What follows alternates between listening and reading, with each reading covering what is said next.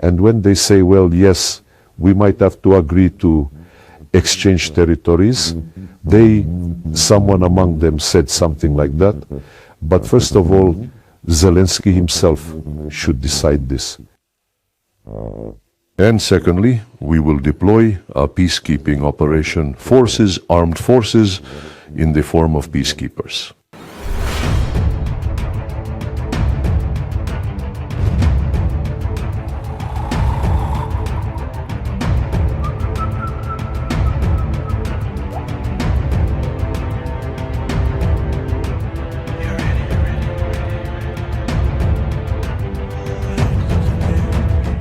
And when they say, well, yes, we might have to agree to exchange territories, someone among them said something like that.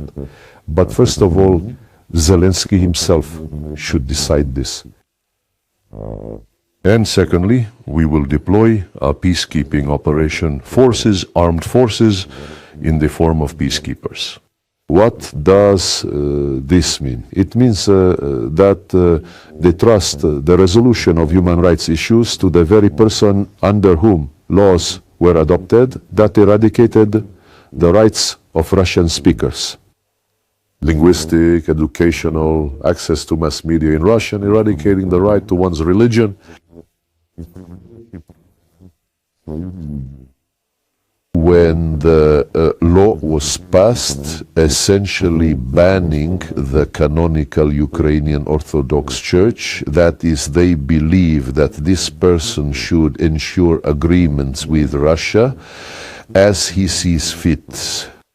No one says that before going to negotiations it would be a good idea for this person to repeal these laws, at least because there is the UN Charter which states that respect for human rights must be ensured regardless of race, gender, language or religion. From the perspective of language and religion in Ukraine, the UN Charter is being grossly violated. And let's not forget that Zelensky said in Washington, oh yes, I would be ready to negotiate. I won't even discuss any territories there because the Constitution forbids me. This is an interesting point because, as funny as it may seem, even though laws have been passed in Ukraine prohibiting the Russian language in all areas of life and activity, the Constitution of Ukraine still retains the obligation of the state to fully ensure the rights of the Russian. This is specifically highlighted, and other national minorities. If he cares so much about his constitution, I would start with its first articles, where this obligation is enshrined. But the fact that all these circumstances were swept under the rug by various figures like Ursula von der Leyen, Macron, Starmer, Merz, and before him Scholz, has been known for a long time. The fact that, and Biden, of course, his administration was among the leaders in ignoring and distorting all the facts that, in general, underlie the root causes of the Ukrainian crisis.